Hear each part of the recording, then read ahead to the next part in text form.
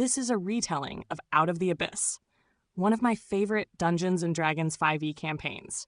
Reimagined as a narrative journal, it follows the Red Noir Sisterhood, a group of unlikely survivors bound by ambition, violence, and the will to escape the Underdark. Though based on a solo playthrough, I've run this campaign 3 times for different groups. Some moments here are drawn from those sessions. Memorable decisions, chaotic turns, and anecdotes too good to leave behind. The names of the player characters are Balak, Jarina, Edith, and Skyme. Here are the first 3 chapters. Out of the Abyss, Day 1, The Cage. The world returned to them through a haze of poison and stone. Balak Red Noir was the first to lift her head, blinking slowly. The heavy weight of a collar bit at her neck, the chains at her wrists clinking lightly as she shifted. She smiled, small, controlled. "Ah," she whispered under her breath, her voice like silk. "We've been invited to a rather exclusive event." Around her, the others stirred. Zarina Millenster sat up stiffly, silent but alert. Edith Valor rolled over with a wild grin plastered on her face, still half drunk on chaos and glee. Skyme DeLeaf blinked twice, then giggled. "We're guests," she chirped, rattling her chains like a tambourine. From the shadows of the slave pen, 2 figures approached cautiously. A dwarf woman with fiery hair and stern eyes, and a wiry, deep gnome grinning from ear to ear.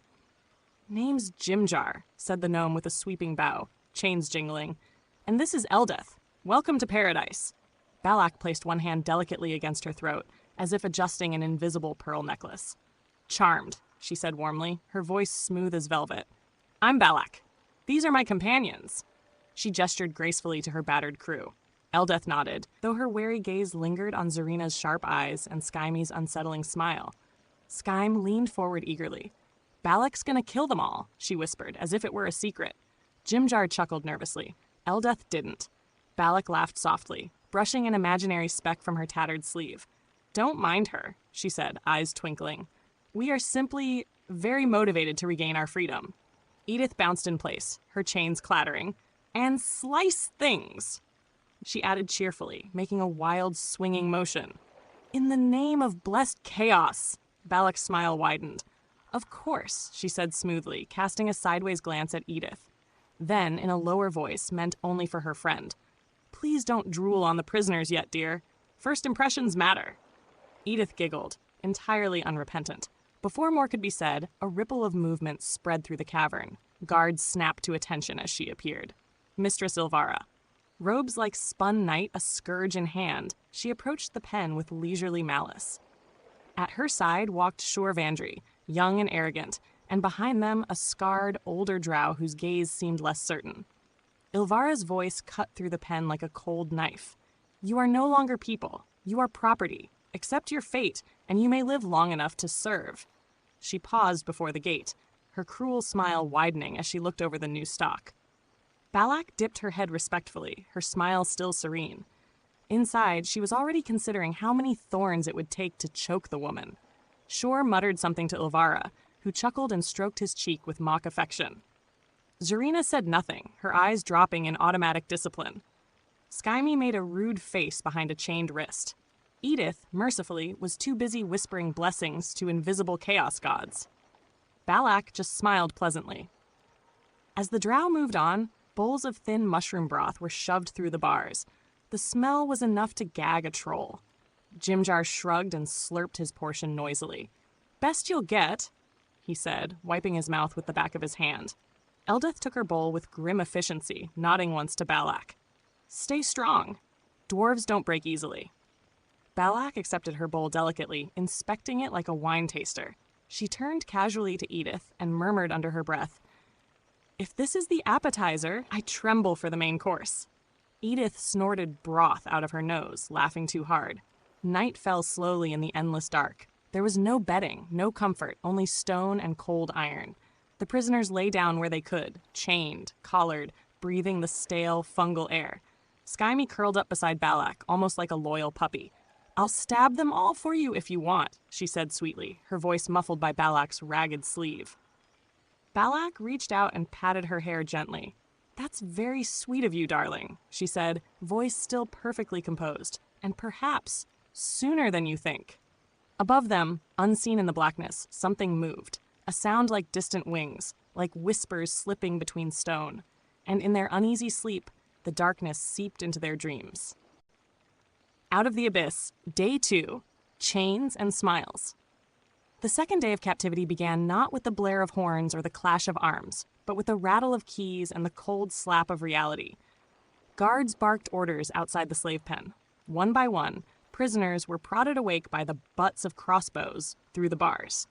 Balak Red Noir rose with the poise of a queen at court, her chains clinking musically as she moved.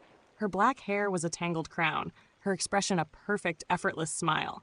"Up, little petals," she said, voice like velvet over broken glass. "Our hosts await." Jarina Malinster stood already, silent and disciplined. Edith Valor bounced up with wild energy, flashing a grin wide enough to crack stone. Skyme DeLeaf, 3 feet of cheerful menace, hopped to her feet like a spring-loaded toy. Jimjar was already waiting by the gate, arms crossed, grinning from ear to ear. "Morning, friends," he called out. "I'll bet 1 silver piece we get assigned water hauling again. Any takers?" "No? Cowards." Skyme raised her tiny hand eagerly. "I bet 2 silvers that Balak makes someone cry today." Jimjar laughed, delighted. "You're on, little dagger." Eldith shook her head, muttering under her breath, but even she couldn't hide a small smirk. The guards barked again, and the prisoners were herded out. Balak, Zarina, Edith, Skyme, Jimjar, and Eldith ended up grouped together. Luck or fate, hard to say. The task: hauling heavy barrels of water up from the small waterfall pool. The barrels were nearly as tall as Skyme herself. She stared at her solemnly. "This seems rigged," she announced.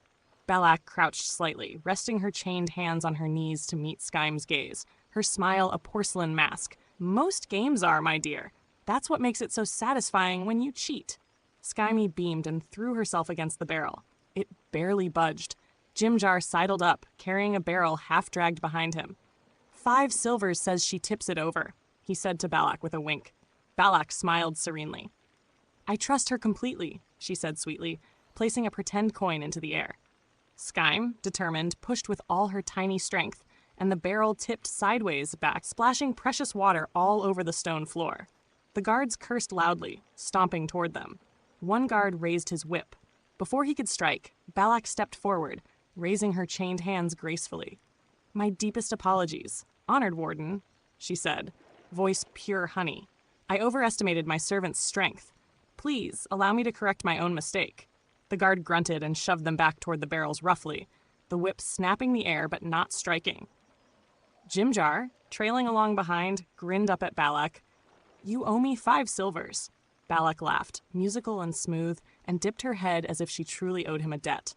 Skyme bounced at Balak's side, whispering fiercely, "I would have stabbed him," or bit his kneecap.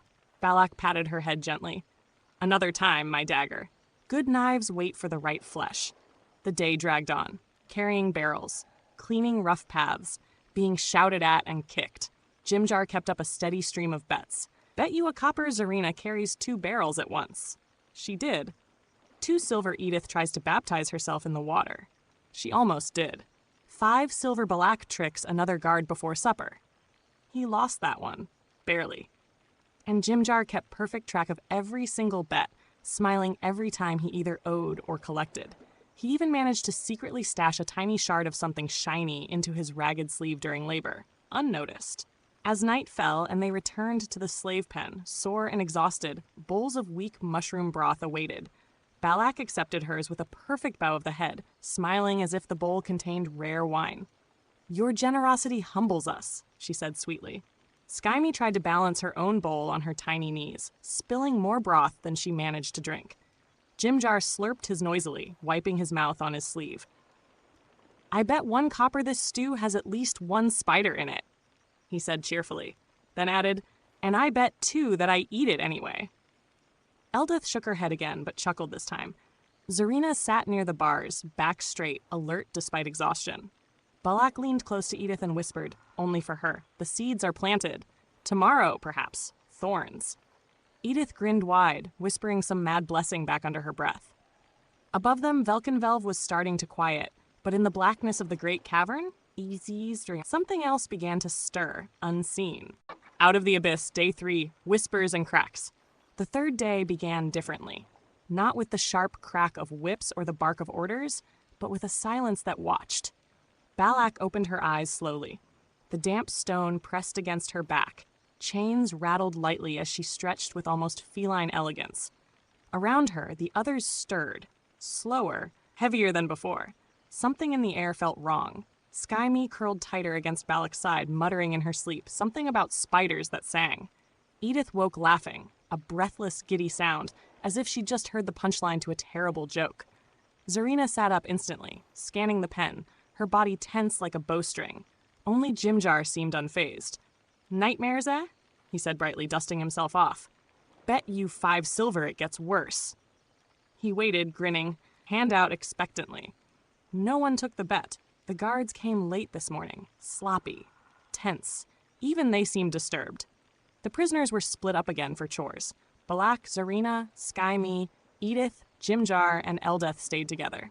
Today's task: cleaning the stairs and rope bridges, the ones that stretched out over the endless drop below. The air was cool.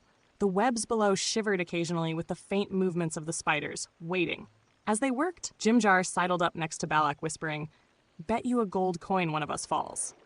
Balak smiled without looking at him, her hands delicate as she scrubbed at the filthy wood. "I find wagering on death so terribly gauche," she said sweetly. Jimjar shrugged. "Suit yourself. Bet's still open." Skyme, dragging a heavy scrub brush half her size, giggled. "I'll bet I can spit off the bridge and hit a spider." Without waiting, she leaned over dangerously far and spat. The globe drifted downward, missing by a mile. Jimjar cackled. "You owe me 2 silvers! Short stab!" Balak reached out with one hand and gently caught the back of Skyme's shirt before the halfling-like rogue could tumble over the edge. "Careful, my thorn," she whispered. "We're not ready to die yet." Across the bridge, Zarina worked grimly, ignoring the chaos around her. Her hands moved with military precision, but her shoulders were tight. Too tight. The dreams had touched even her. Edith, meanwhile, was scrubbing the ropes while humming loudly, a chaotic, broken tune with no rhythm, no sense. She grinned at everyone who passed by. At midday, as they rested briefly near the base of one of the stalactite towers, something unexpected happened. Balak moved with the elegance of someone attending a ceremony, her chains clinking lightly with every step. Then, it happened. As they labored near the guard tower, a shadow slipped close. Jorlin Duskgrin. He carried a bucket half-heartedly, a punishment chore assigned by Shore, no doubt, but he moved near them deliberately, pretending to scrub the wall beside them. For a heartbeat, nothing. Then, under his breath, rough and low, he muttered, "You want out?" Balak, without missing a beat in her fake cleaning, tilted her head slightly, a single, elegant gesture of curiosity. Jorlin continued, voice so low it barely existed. "Tonight, I leave the gate, distract the guards, escape, or rot." Skyme, tiny and sharp, heard it too.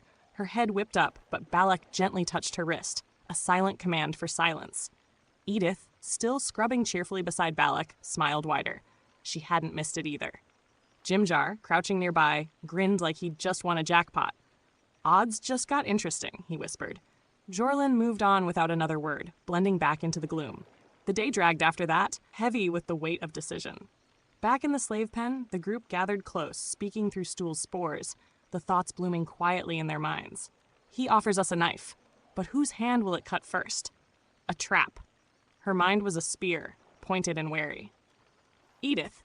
Chaos sent him. It's a sign. Her thoughts danced wildly, sparks in the dark. Let's stab and run. Stab, run, stab again. Bet you all 5 gold it's not a trap, just bad luck. Balak listened, weighing their words with cold precision.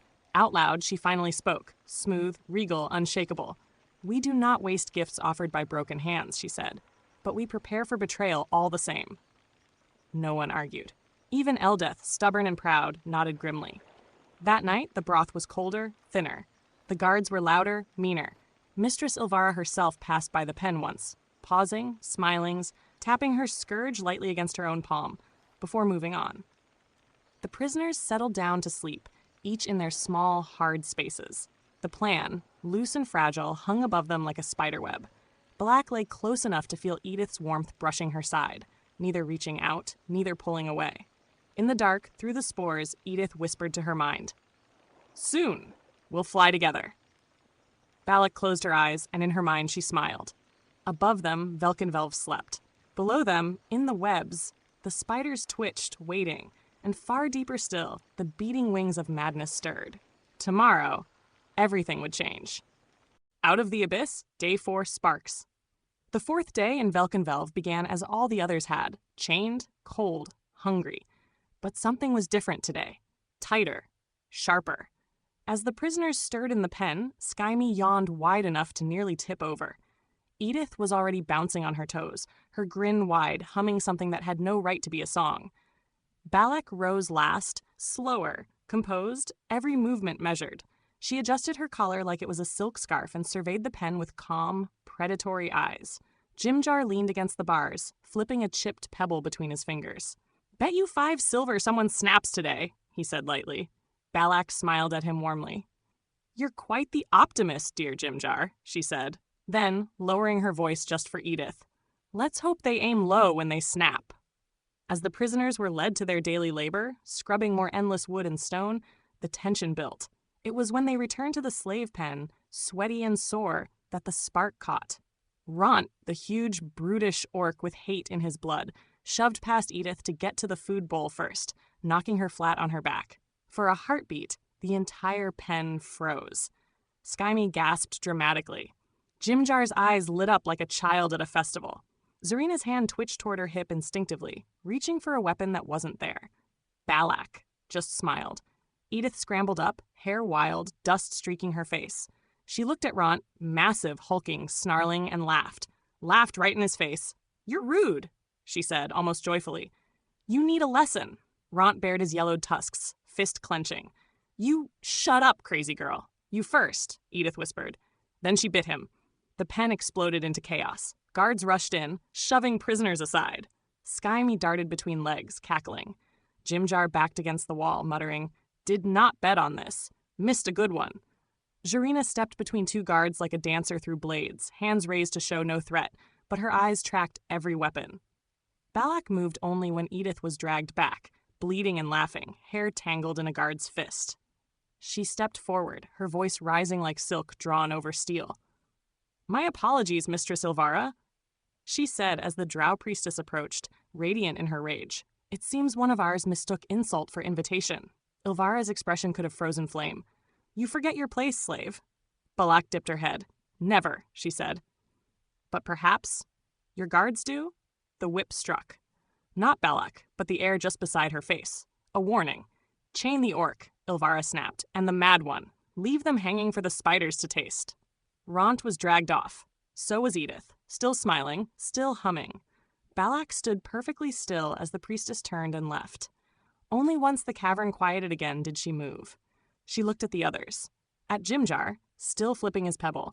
At Skyme, crouched beside the wall. At Zarina, who met her eyes without flinching. Balak smiled. "One spark," she said softly. "Now we wait for the fire." Out of the Abyss, Day 5. The 5th day began with the stale taste of metal and the heavy press of darkness. Balak Red Noir awoke slowly, every movement a carefully measured ripple through her chains. Beside her, Edith Valor was already awake, sitting cross-legged, humming a low, tuneless melody under her breath, just for herself.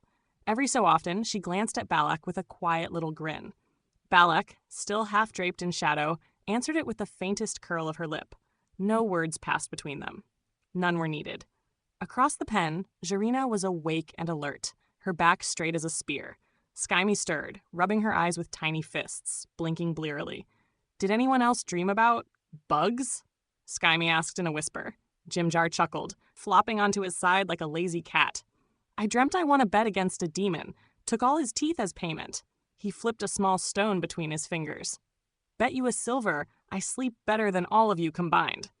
Nobody took that bet. The morning labor was worse today, repairing bridges near the waterfall where the wood sagged and the webs creaked ominously below. Guards were snappish, tired, afraid. Whispers passed between them when they thought no one could hear. And then it happened. On the walkway above, Shor Vandry, Ilvara's new pet, laughed loud enough for everyone to hear. He sauntered past the bridge where prisoners and guards labored, tossing a dagger lazily from hand to hand. Behind him trudged Jorlin Duskren, the scarred drow whose face and pride had been melted into ruin. Shore turned at the top of the steps and said, loudly enough to echo, "Careful, old man. You might fall off. I'd hate to see your broken face get even uglier." The guards chuckled, nervous and brittle. Jorlin said nothing. He just looked down, for one heartbeat, directly at the prisoners. At Balak. Their eyes locked again. Not pity. Not cruelty. A shared understanding. He moved on without a word, but something had been offered. Something unseen. Back in the pen that evening, the air was heavy with exhaustion and the unspoken tremors of change. Skyme dragged herself to a corner, flopping over dramatically. "Carry me, Balak," she whimpered. "I'm just a sad, tiny corpse now." Balak knelt beside her gracefully, tucking a strand of hair behind Skyme's ear as if soothing a wayward pet. There, she said sweetly. "You can die after dinner." Skyme giggled weakly, delighted. Across the pen, Jimjar, ever restless, practiced flipping coins with only his thumbs, muttering odds under his breath. Jimjar sidled up to her, flipping a pebble into the air. "Payment later," he said cheerfully. "Interest if you make him cry tomorrow." Balak leaned back against the wall gracefully, her smile serene. Inside, she was delighted. Tensions rising, spirits fraying. The cracks would widen soon. That night, they tried to sleep. The dreams were worse. In the blackness, wings beat against unseen air. Voices whispered at the edges of sanity. Something vast and hungry stirred just beyond their reach. Even Skyme, ever cheerful, whimpered once in her sleep, clutching at Balak's sleeve. Balak stayed awake a little longer, her golden eyes gleaming faintly in the dark. She whispered, almost lovingly to herself, "Soon." Out of the abyss, day 6, the whisper. The 6th day woke them with tremors. Not earthquakes. Tremors of nerves, of things about to crack wide open. Balak opened her eyes slowly, savoring the silence before the chaos. Edith was already awake, sitting cross-legged again, humming tunelessly, head tilted like she could hear things no one else could. From the shadows, Skyme shuffled close to Balak, small and fierce, eyes still rimmed red from troubled sleep. "Dreamed about spiders," Skyme mumbled. "With too many legs." Balak reached out and brushed a thumb lightly across Skyme's forehead, a gesture so casual it could have been mistaken for affection. Or perhaps it simply was. "You have nightmares because you have a beautiful imagination," she said softly. "Never lose it." Jimjar, already awake, twirled a pebble across his fingers. "I bet 1 silver we get worse jobs today," he said brightly. "I bet 2 that one of the guards forgets to lock something." He flipped a second pebble with his toes, grinning like a devil. Outside, the guards were already restless. They barked sharper orders, shoved harder, and eyed the prisoners with twitchy hands on their crossbows. Labor today was meaningless. Scrubbing already clean bridges, carrying stones from one side of the cavern to the other, for no reason but cruelty. Zarina bore it all in grim silence. Eldeth cursed under her breath. Jimjar sang tunelessly under his breath, naming odds for everything he saw. Balak moved with the elegance of someone attending a ceremony, her chains clinking lightly with every step. Then, it happened. As they labored near the guard tower, a shadow slipped close. Jorlin Duskren. He carried a bucket half-heartedly. A punishment core assigned by Shore, no doubt. But he moved near them deliberately, pretending to scrub the wall beside them. For a heartbeat, nothing. Then, under his breath, rough and low, he muttered, "You want out?" Balak, without missing a beat in her fake cleaning, tilted her head slightly, a single elegant gesture of curiosity. Jorlin continued, voice so low it barely existed. "Tonight, I leave the gate, distract the guards, escape, or rot." Skyme, tiny and sharp, heard it too. Her head whipped up, but Balak gently touched her wrist, a silent command for silence. Edith, still scrubbing cheerfully beside Balak, smiled wider. She hadn't missed it either. Jimjar, crouching nearby, grinned like he'd just won a jackpot. "Odds just got interesting," he whispered. Jorlin moved on without another word, blending back into the gloom. The day dragged after that, heavy with the weight of decision. Back in the slave pen, the group gathered close, speaking through stool spores, the thoughts blooming quietly in their minds. Balak. He offers us a knife, but whose hand will it cut first? A trap. Her mind was a spear, pointed and wary. Edith. Chaos sent him! It's a sign! Her thoughts danced wildly, sparks in the dark. Let's stab and run, stab again! Bet you all 5 gold it's not a trap. Just bad luck. Balak listened, weighing their words with cold precision. Out loud, she finally spoke. Smooth, regal, unshakable. We do not waste gifts offered by broken hands, she said, but we prepare for betrayal all the same. No one argued. Even Eldeth, stubborn and proud, nodded grimly. That night, the broth was colder, thinner. The guards were louder, meaner. Mistress Ilvara herself passed by the pen once, pausing, smiling, tapping her scourge lightly against her own palm, before moving on. The prisoners settled down to sleep, each in their small bunkhole, hard spaces. The plan, loose and fragile, hung above them like a spider web. Balak lay close enough to feel Edith's warmth brushing her side, neither reaching out, neither pulling away. In the dark, through the spores, Edith whispered to her mind, "Soon, we'll fly together." Balak closed her eyes, and in her mind, she smiled. Above them, Velkenvelv slept. Below them, in the webs, the spiders twitched, waiting. And far deeper still, the beating wings of madness stirred. Tomorrow, everything would change. Out of the abyss, day 7, the last calm.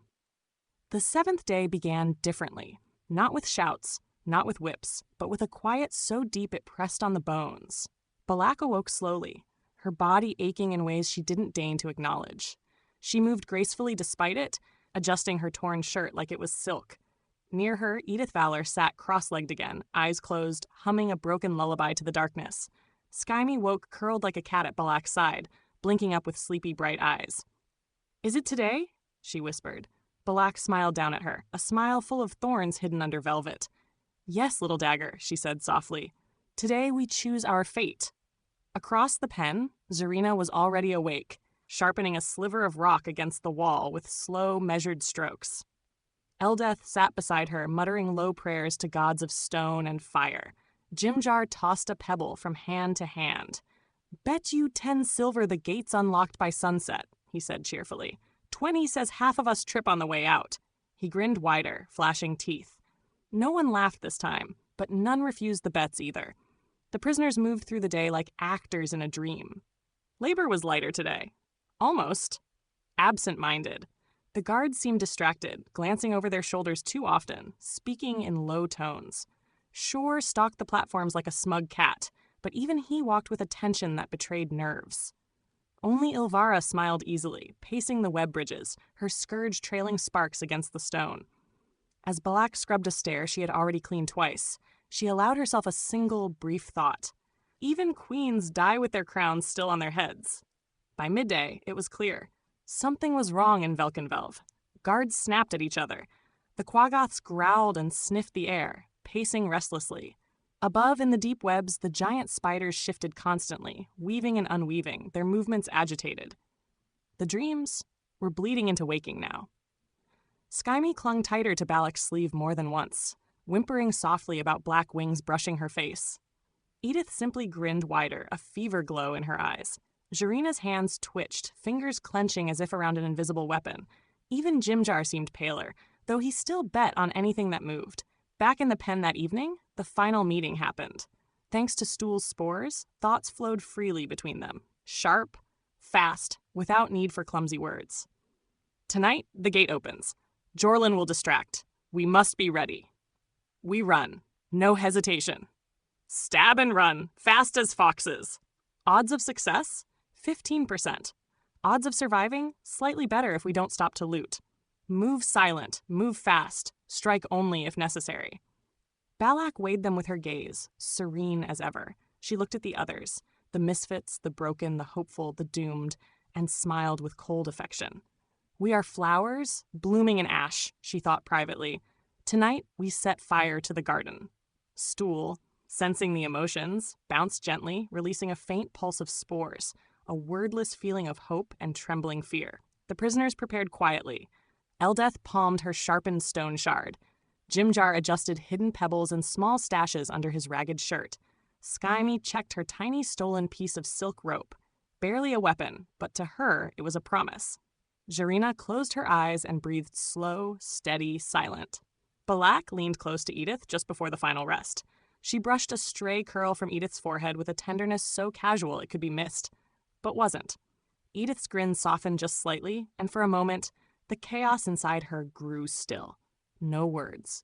just that touch and a shared madness stronger than chains. As night fell over Velkenvelv, the buzz of unseen wings grew louder beyond the cavern walls. Far away, too far for mortal senses. The lords of madness stirred. The gate, heavy, iron, unyielding, clicked, unlocked, left ajar just enough for hope. Tonight, the prisoners would rise, or they would die screaming, alone in the dark. Balak, sitting calm and regal among the dirt and stone, allowed herself one quiet thought. Let the world tremble. In the darkness of the slave pen, linked by Stool's gentle spores, the final council was held. Balak's voice was cool and decisive. We do not bring burdens. We bring weapons and shields. Eldeth spoke firmly. I trust my hammer and my word. You'll have both. Jimjar added, I bet half my winnings Ront stabs us first chance he gets. Skyme whispered eagerly, leave the orc or tie him up. Jarina's voice cut cold through the link. Strength without loyalty is weakness. Edith giggled mentally, sending a ripple of manic energy through the spores. Let's bring the fun ones. Let the dead ones rot. The party's secret choices. Bring Eldeth, Jimjar, Stool, Buppido, but keep an eye on him, Topsy, Turvy. Leave Ront, too dangerous, Sereth, too strange and risky, Shushar, respectfully, he'll refuse to fight anyway. Balak closed the conversation with a silken final thought. A knife is only as good as the hand that wields it. Tonight, we carve our freedom. Out of the abyss, Day 8, the thorn blooms. The night screamed. Velkenvelv burned above them, demons flooding the cavern, Drow shrieking in terror as wings and claws shredded the hanging city. Inside the slave pen, Balak Red Noir stood at the threshold of the open gate. Her chains rattled softly, but her smile was perfect, unbroken. She glanced back once at her companions, Zarina standing tall, Skyme crouched like a coiled spring, Edith grinning wild and free, Jimjar already bouncing with anticipation.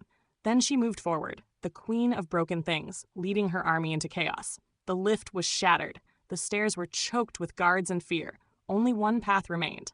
Down. The webs stretched beneath them, sticky, glistening, quivering under the weight of death. Balak did not hesitate. She stepped off the ledge as if descending a staircase, and the others followed. Skyme squealing midair, Jimjar cackling, Jarina silent and grim, Edith laughing as she fell. They struck the webs hard, strands snapping and sticking. Sticky threads clung to skin and clothes, pulling and tangling. Skyme cried out as she landed, her small frame instantly caught, the webs gluing her in place. Above them, 6 massive shapes appeared from the sides of the cavern. Spiders, black and gleaming, fangs glistening, legs splayed wide to trap and devour. The webs trembled with their hunger. Skyme struggled, trapped, the sticky threads wrapping tighter around her legs. Her panic bled through the spores, linking their minds. Jarina's roar echoed across the cavern. Her muscles bunched, iron and will made flesh, and with a single terrible wrench, she shattered her manacles, broken links falling away like dead leaves.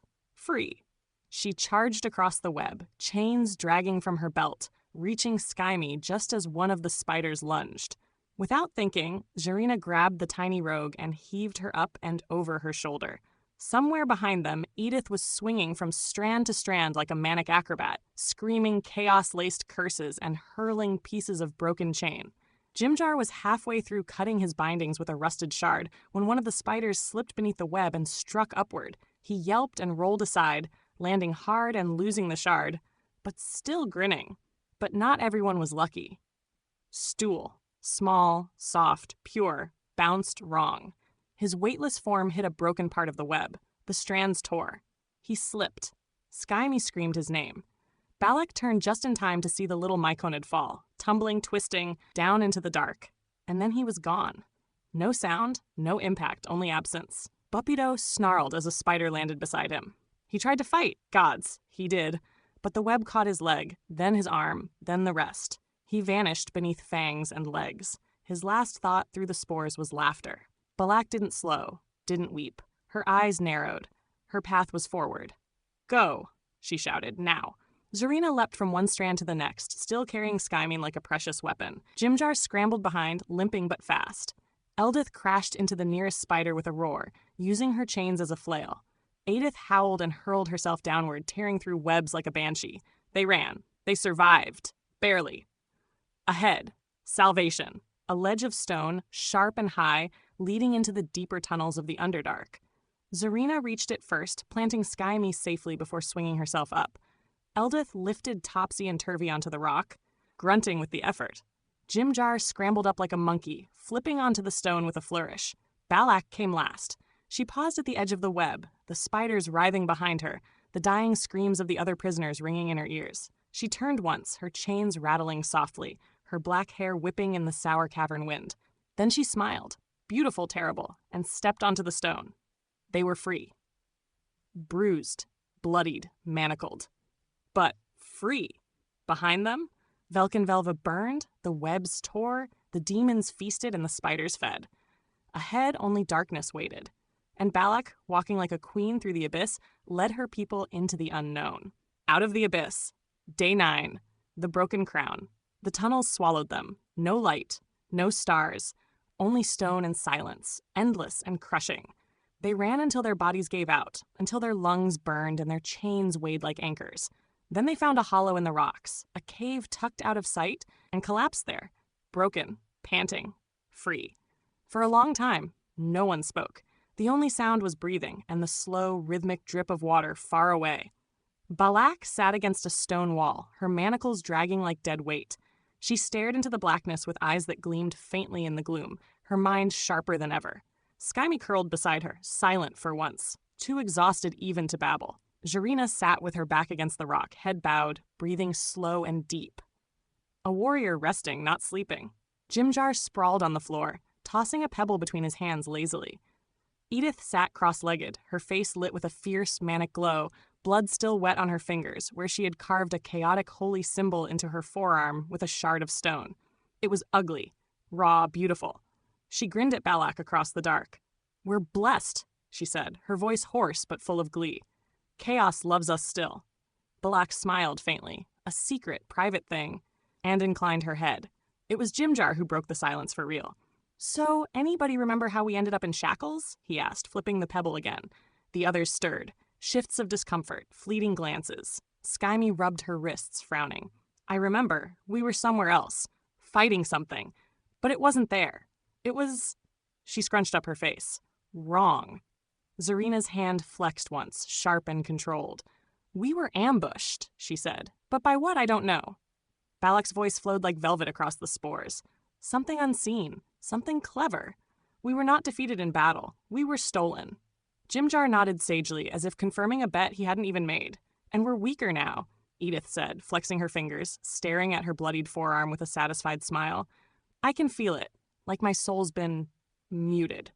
Zarina nodded once. "My strength remains, but the fire behind it is dimmed." Skyme hugged her knees, frowning deeply. "Maybe they poisoned us." "No," Balak said, thoughtful. "No poison clings so long. This is something deeper, older." Eldeth, sitting nearby sharpening a shard into a blade, spoke grimly. "The Fairsress," she said. "The magical radiation of the Underdark. It twists everything, weakens spellcraft, strengthens madness." Zarina whistled low. "Lovely neighborhood we've found ourselves in," she said brightly. "I suggest we move. Sooner rather than later," said Jimjar, as if looking for something in the shadows. Balak raised a brow, amused despite herself. "And where, my clever gnome, do you propose we flee to?" Jimjar grinned, flipping his pebble high into the air and catching it neatly. "Slubludop," he said. "A Kuotoa village about 8 days east of here. Not exactly the city of dreams, but it's a start. Supplies. Maybe a boat. Maybe even a way out." Skyme clapped her tiny hands together once, her chains jingling. "Boats! I love boats!" Eldith grunted. "Better than waiting here for the spiders to find us." Zarina simply nodded. Balak leaned back against the cold stone, tilting her head thoughtfully. 8 days, through the endless dark, with wounded prisoners, no supplies, no weapons, no mercy. Perfect. She smiled a soft, poisonous thing and closed her eyes for a moment, savoring the bitter taste of freedom. Through the spores, her voice was a silken whisper. "Then we move at first light. If such a thing still exists down here." The prisoners, her people, her broken army, settled into uneasy rest. Above them, Velkenvelv smoldered. Ahead of them, the Underdark sprawled wide and merciless. And in the black beyond, the true nightmare waited to be born. Chapter 1 ended not with triumph, nor peace, but with survival. and the whisper of thorns growing in the dark. After they finished talking about the unseen attack, about the Fair's Rest twisting magic and memory, silence once again claimed the broken camp. But it was not a silence of defeat. It was a silence of sharpening blades. Jarina rose first. Her body ached, bruises blooming dark under her skin, but her spirit was iron. Without a word, she moved from one companion to the next. Skyme first, the tiny rogue holding out her shackled wrists with a cheeky grin. Jarina gripped the chains and wrenched. The manacles snapped like brittle twigs. Skyme tumbled backward, free at last, and threw her arms around Jarina's waist for a second before darting away to scavenge the cave. One by one, Jarina freed them. Jimjar, who whistled and flipped a silver coin to her as a thank you. Eldeth, who simply nodded once, her gratitude quiet but deep. Topsy and Turvy, who clung to each other, their manacles falling with soft metallic clinks. Finally, Balak held out her hands gracefully, smiling like a queen bestowing a favor. Jarina grunted, and with a crack of muscle and will, the manacles fell away. Balak flexed her wrists lightly, as if discarding an old necklace. Free. At last, Edith, her arm still bleeding slowly where she had carved her holy symbol, knelt on the cave floor. She whispered a prayer to the nameless forces of chaos. Not words, but wild, jumbled sounds of faith. And when she raised her hands, light bloomed, a fierce, flickering flame of pale gold hovering over her open palm. Her mad grin shone like a sunrise in hell. Balak raised one elegant hand and whispered a smoother word, and her own light flared to life, softer, colder, steady like a distant star. The darkness recoiled. The two lights mingled, Edith's wild and crackling, Balak's serene and icy, casting long, warping shadows across the stone. Around them, the small band of survivors sat in the glow, blinking against the sudden brightness. Chains lay broken in the dust. Hope, thin, sharp, dangerous, stirred at the edge of their ragged camp. Balak smiled, warm and deadly, as she watched her army of orphans and killers gather themselves under her light. We are not broken, she thought. We are remade. And far beyond the reach of their glow, in tunnels where even the Fair's Rest pulsed like the blood of ancient things, something began to move. Chapter 1 ended not with silence, but with the beating heart of defiance. Freedom was cold. They moved through the Underdark in silence, bare feet slapping stone, dressed in whatever scraps they'd had beneath their old gear, undergarments, torn shifts, the dignity of survivors. The tunnels stretched on, endless and damp. The stone was cruel. The air never stopped tasting like mold and old breath. Topsy and Turvy were the reason they weren't dead yet. The twins returned from the dark with twitching rats, mushroom caps, and a bloated grub that pulsed with each breath it didn't need to take. Can I keep it?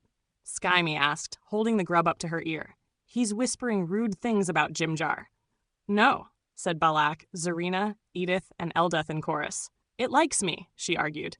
It's dying, Zarina said, crouched beside a fireless cooking stone. Slowly. So dramatic, Skyme huffed. Balak sat on the cold stone like it was her private balcony. Despite the bruises on her knees and the soot smeared across her cheek, she lifted the rat meat to her mouth like it was a delicacy. Tender, she said, could use wine. Edith gnawed on a tailbone. Wine makes my dreams louder. You hear them too? Eldeth asked. Edith only smiled. They didn't speak of nightmares, not directly. But they hung in the air, sticky and slow, like steam in a tomb. Everyone woke up more tired than they'd been the night before. Jimjar tossed a mushroom in the air and caught it with his mouth. 5 gold says someone sleep screams tonight. I don't scream, Skyme said. I giggle. The monsters think it's rude. After the meal, they moved again, slow and steady, each step pressed between sharp rock and darker thoughts. Skyme skipped every third step and tapped the wall. If I keep winning, I get a wish, she whispered to herself. If I lose, I don't remember what happens. Balak glanced her way but said nothing. They made camp that night beneath a low stone shelf. The air was thick with lichen spores and something else they didn't name. Zarina took first watch without being asked. Edith slept upside down against a slope like a spider. Turvy curled into himself. Topsy watched everyone. Skyme giggled in her sleep. Balak didn't. Here is day 11. The Underdark did not change. It breathed the same wet breath. It gave them nothing new. It swallowed footsteps without a sound. They walked in shifts of silence, broken only by Skyme humming tunes with no melody, Jimjar muttering bets no one took, and the occasional crunch of a roasted beetle between Edith's teeth. Topsy brought back a nest of blind lizards. Turvy crushed their heads one by one without a word. "Not as juicy as the rats," Topsy said, handing one to Balak. Balak took it with practiced grace, peeled the skin away like a noblewoman removing gloves, and ate it in 3 delicate bites. Mild, a bit dull, still better than court food. Eldeth sighed. "I miss bread." "You miss weakness," Edith replied with a grin. "Bread is soft." Jimjar nodded sagely. "That's why I only eat bones now. Builds character and calcium." Jarina didn't speak all day. She walked near the back, gaze sharp, weaponless but never unarmed. Skyme spoke to the walls. "I'm still ahead," she whispered at a crack, "but they're getting faster." "You say something?" Eldeth asked. Skyme shook her head. "Nope, just practicing." That night, they found a cave with ceiling mold that glowed in the shape of veins. Skyme declared it a boss arena and claimed the flattest rock as her throne of bones. No one had the energy to argue. They all slept, they all dreamt, and they all pretended they didn't. Day 12, the Boneyard. The tunnel widened like a yawn that had frozen open. A dead hall, quiet, vast, and wrong. Bones covered the floor in a loose, deliberate pattern, piles of cracked femurs, broken helms, flaking rib cages, and rusted swords half swallowed by stone. Weapons lay where hands had fallen. The air smelled stale, like an old crypt cracked open too fast. Skyme skipped ahead, boots crunching bone shards. "This is the best playground I've ever seen." "Don't step on anything sharp," Eldeth muttered. Zarina crouched near a splintered shield. This wasn't a camp. It was a last stand. Balak walked slowly, trailing her fingers along a long-dead standard, now nothing but threads and rust. "It's beautiful," she said, "the way failure leaves fingerprints." Then the bones began to move. A helm tilted. A jaw clacked. The air chilled. 12 skeletons rose, some whole, some barely, each held together by stubborn will and old rage. No moans, no drama, just motion, intent. Jarina was the first to react. She slammed her foot down on a skull trying to rise, cracked a femur with one hand, and yanked a mace from a dead hand mid-motion. The haft was rotted, the head pitted, but the weight felt familiar. "Back!" she barked. "Blunt weapons only." Skyme darted in with a stolen dagger and stabbed a skeleton in the chest. It laughed silently and kept swinging. Okay. That one's cheating." Jimjar rolled for cover, grabbed a half-bent pickaxe, and parried wildly. "I think they like getting stabbed." "They don't care," Eldeth growled, hammering one apart with a chunk of stone. "Slash and stab won't cut it." Edith stepped forward, raised her arms, and shouted a name that shouldn't be spoken twice. Chaos bled from her voice like oil and fire. "I call on the spiral. I call on the chaos that counts backward." The skeletons near her froze mid-step, bones trembling, sockets flickering. One dropped its weapon. Another turned and ran, into a wall. Balak moved through the field like a red shadow, her hands raised in grace. Thorny vines burst from the ground, curling through rib cages and wrenching vertebrae apart with wet cracks. One skeleton tried to resist, until the vines dragged it down, bone by bone. Topsy hurled a chunk of fungus. Turvy clubbed a skeleton with a rock the size of his head. Zarina broke a skull open with the mace, spun and cracked another's knee in one motion. Skyme shrieked and kicked a pelvis into a wall. "Don't grab me unless you want to dance!" Eldeth fought beside her, shieldless but furious. "Keep your guard up! I don't have one!" "Then pretend." Jimjar swung, missed, then clocked a skeleton in the jaw with the butt of his weapon. "Didn't expect that, did you, Sir Clicks-a-Lot?" One by one, the skeletons collapsed. Some into piles, some into dust. One simply dropped its sword, sat down, and never moved again. When it was over, they stood panting in silence. Skyme plucked a narrow blade from a heap, tested the edge on her fingertip, and smiled. Now this is a proper dance partner. Jarina tested the weight of the mace. No joy in her eyes, but something steadier. Jimjar found a short sword that wasn't rusted through and flipped it experimentally. Not cursed. Yet. Balak brushed bone dust from her arms. "This place tells stories, doesn't it?" "Yes," Edith said, licking bone splinters from her palm. "They just forgot how to end. They took what they needed. Not much, but more than nothing. They left the rest behind. After all, the dead had already paid." Day 13. The silence returned. Not the simple quiet of distance or rest, but the kind that wrapped around their throats and pulled tight. a hollow, waiting quiet. The Underdark had a way of listening without ears. They moved slowly now, bone-weary, splattered with dust from things that had never known peace. Skyme walked on her hands for half an hour before anyone said anything. "You'll break your wrists," Eldeth muttered, not looking. Skyme flipped into a somersault and landed on her feet. "They said that about my spine, too. And yet," she pirouetted, "here I go." Zarina didn't comment. She kept scanning the walls and ceiling, her new mace looped on a makeshift rope around her back. She hadn't slept last night or the night before. Balak walked in the center of the group. Her hair was matted with cave dust and blood, her skin paler than ever, but she held herself like a queen, still waiting for her throne to catch up. "This tunnel is older than most surface cities," she said softly. "You can feel it, like it resents being walked on." "Everything down here resents something," Jimjar replied. "I bet the rocks are mad at the air." Topsy and Turvy brought back mushrooms that bled green when cracked. No one liked them, but everyone ate them. Skyme declared hers a challenge mushroom and tried to juggle 3 before Edith took them away. Eldeth stopped once and pressed her hand to a warm patch of stone. "Something passed through here," she said. "Hours ago. Big." "Let's not pass through the same thoughts it did," Edith murmured. That night they made camp beside a chasm with no bottom. They could hear water somewhere deep inside it.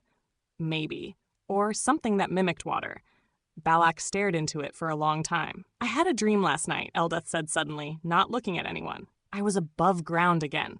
But the sun was too close. It burned holes through everything." "Nice," Edith said. "Was there screaming?" "No, just ash." They didn't say anything more. Just ate. Rested. Skyme carved a face into her new blade and gave it a name she wouldn't repeat. Somewhere far behind them, the echoes of bone still hadn't settled. Day 14. Nothing of interest happened this day. Day 15. The Silken Path. Remade. The tunnel ended in a breathless drop. Stone gave way to a chasm so wide the glow of mushrooms couldn't reach the other side. Stretched across the void were threads, countless threads. Some thick as ropes, others like shining hair. The webs swayed slightly despite the windless air, moaning with tension. No bottom, no railing, no second chance. "Ha!" Skyme shouted, delighted. "It's a trap and a tightrope. I love this game." "I hate this game," Eldeth muttered, backing away. 2 figures awaited them on a ledge of webbed stone, goblins. One skinny and twitchy, the other larger and scowling, both standing like they'd rather be upside down. Yuck Yuck and Spiderbait, they called themselves. Web runners. "Safe crossing," Yuck Yuck said, voice nasal. "Price negotiable." Balak stepped forward, smiling with too many teeth. "We're grateful to find such accomplished guides in a place so dangerous. You must be very clever to survive here so long." Spiderbait scratched his armpit. Yuck Yuck blinked, caught off guard. Well, yeah. "Maybe just this once," Balak said gently, her voice a silk thread. "You could show us the path as a gift." There was a silence. Yuck Yuck sniffed. "Gifts are rare." Spiderbait nodded slowly, then said, "We help, no price." Yuck Yuck frowned, confused, but agreed. "Just don't fall, or scream. Screaming makes the silk taste bad." They stepped onto the threads. The web creaked and swayed with every step. Spiderbait moved ahead, silent and sure. Yuck Yuck skittered beside them, muttering spider facts no one asked for. "I'm not scared." Skyme said, "I'm terrified, but it's the good kind." They moved single file. Jarina led, eyes scanning ahead. Behind her, Balak glided with unnatural balance, as if the silk bent to her whims. Jimjar followed close, muttering bets to himself. Edith skipped a beat every 20 paces, humming the same 4 notes. Eldeth was sweating and silent. Topsy and Turvy clung to the edges like barnacles. About 200 feet in, the web began to tremble. "What's that?" Turvy hissed. A shape unfolded from the silk ahead. White, silent, multi-legged. A steeder, enormous and hollow-eyed, its hooks digging into the threads. Zarina didn't hesitate. She surged forward and slammed her blunt mace into its side. The thing reeled, then lunged. Skyme threw a dagger into its mouth. "Bad pet!" It shrieked, skittered, and tried to loop behind, but Edith reached forward and whispered something sharp and wet. The steeder froze, twitched, and fell sideways, plummeting into the black. The web quivered. Everyone held their breath. Yuck Yuck cackled. "Good kill!" They moved faster. 2 hours later, high above the center of the chasm, they passed something wrapped in silk, tightly wound, vaguely humanoid. It shifted. Don't touch it, Balak warned. Skyme was already poking it with a stolen blade. It's breathing. Maybe it sings. Then it screamed. The bundle ripped open and a Coldrith, a spider priest of something ancient, burst out. Chittering, blind-eyed, hissing its own name. Flee! It shrieked. Flee, while your bones still know order. Eldith roared and shoved it backward. Zarina swung but missed. The thing spun upside down, claws slashing through the threads. It snatched Turvey by the ankle. Edith growled, "No chaos for you." A pulse of unlight struck the creature, and it spasmed, writhing, and let go. Turvey rolled to safety. Jimjar fired a broken crossbow bolt into its eye. Lucky shot! The Coldrith retreated upward into the dark, hissing curses no one understood. I liked it, Skyme said. She had presence. They pressed on. The path narrowed. One by one, they crawled across a ribbon no wider than a boot. Then came the silence, a sudden stillness. No creaking, no wind. Zarina stopped. Don't move. What is it? Edith whispered. Balak tilted her head. The web's too still. Skyme blinked. Maybe we're ghosts now? Then came the drop. 4 dark mantles fell from above like screaming cloaks, writhing shadows with teeth. One slammed onto Jimjar's back. Another wrapped itself around Edith's face. A third missed Balak and thrashed midair. Skyme shrieked with glee. I knew something was waiting. Zarina struck the one on Jimjar with her mace, twice, before it peeled away and vanished into the dark. Jimjar spat. I hate scarves! Edith wrestled the one on her face with one hand and invoked a guttural plea to her god. A burst of searing chaos exploded outward, slapping the dark mantle off her like a thrown coat. Balak conjured vines from her sleeve, no incantation, just will, and wrapped one of the beasts mid-flight, then hurled it into the abyss like an angry slipper. Skyme jabbed upward with a dagger and popped the last like a wet fruit. She landed in a crouch. That one's name was Splatula. The quiet returned. Jimjar hissed. I'm betting on silence next time. Odds are better. Near the far side, they encountered a hanging body, half cocooned, wriggling. Help! Please! I've been here days! I hate silk! I hate spiders! I hate the color white! The voice belonged to a halfling in a crumpled shirt and no pants. Is he edible? Edith asked. Don't be rude, Balak said. We haven't heard his story yet. Zarina cut the threads. The halfling flopped out and wheezed. Fargus Rumblefoot, cartographer, professional mapper, definitely not cursed. Thank you, thank you. Skyme sniffed him. He smells like sugar, dust, and lies. I like him. Fargus clung to them for the final hour of crossing, mumbling thanks and stories no one believed. When they reached solid ground again, Yuck Yuck bowed dramatically. Told you we'd get you across. Spiderbait waved without looking. Balak inclined her head. And we will tell stories about your generosity. Yuck Yuck looked confused. Generosity? Did we get paid? But they were already walking away. Behind them, the web groaned once and fell still. The lost tomb of Keem. The tomb was waiting. The rock gave way to an arch of black stone carved in unreadable runes, half swallowed by time and fungus. Cracked columns lined the entrance, and the threshold pulsed faintly with unnatural energy. A breeze stirred, though there was no wind. The air crackled with Fairsress, the wild magic of the Underdark. They stood in front of the ancient structure, staring. Eldeth narrowed her eyes. These markings, they're Netherese, old empire. They built cities in the sky, buried their dead in the world's bones. You've been here before? Zarina asked. No one's been here, Eldeth replied. But dwarves remember what others forget. Skyme poked the arch, its whispering. No, Edith said. That's inside your head. Same difference, Skyme chirped. Fargus coughed quietly behind them. If it whispers treasure maps, I'll forgive the ambience. They entered. The shrine. The first chamber had collapsed in places, filled with broken pillars and statues defaced by time. One altar remained upright, cracked, blood-stained, and surrounded by bones. Balak stepped carefully, eyes narrowed. Something lingers. Topsy knelt near a statue's base. This wasn't looted, it was sealed. Fargus scribbled something in a small, ink-stained journal and muttered, potential tomb, possibly death trap. Definitely worth a footnote. Then the air changed. The room grew colder. The shadows deepened. 3 specters peeled from the walls, howling like broken memories. They swept forward, eyes hollow and full of blame. Zarina swung her mace through one. It passed harmlessly through. She growled and moved to intercept the next. Jimjar threw a rock at one. It bounced off the altar, and he immediately ducked behind Skyme. Tactical encouragement, Skyme hurled a dagger, missed. They're cheating. Edith, Balak said, calm. They're not ours to kill. Edith stepped forward, eyes blazing with conviction. Her voice rose in perfect stillness. In the name of chaos, the one that breaks the pattern, return to the void. A wave of divine discord spread from her fingertips. One specter shrieked and vanished on the spot. The others recoiled, form unraveling. Balak lifted her hands and spoke in a language that wrapped around the bones of the world. Vines burst from cracks in the floor, lashing the spirits, binding incorporeal limbs with green thorns that pulsed with strange life. One specter screamed as it was dragged into the stone. The last dissolved under her touch, flinching away from the calm in her gaze. Silence returned. Skyme picked up her missed dagger. Okay, so ghosts don't like plants, noted. Fargus emerged from behind a half-fallen statue and gave a thumbs up. Outstanding work, everyone. I didn't scream even once. The sarcophagus. The next chamber was lined with obsidian coffins, 6 in total. No names, only symbols carved in looping alien curves. The very air hummed with power. Balak said nothing. Eldeth traced one of the runes with a gloved finger. This one's a burial seal. Royal, I think. Let's rob it, Skyme said, cheerfully. Jarina opened the nearest sarcophagus. Inside was an empty robe and a rotten scepter. And then the floor screamed. A dark mist boiled upward from the far end of the room, coalescing into a towering, tattered figure.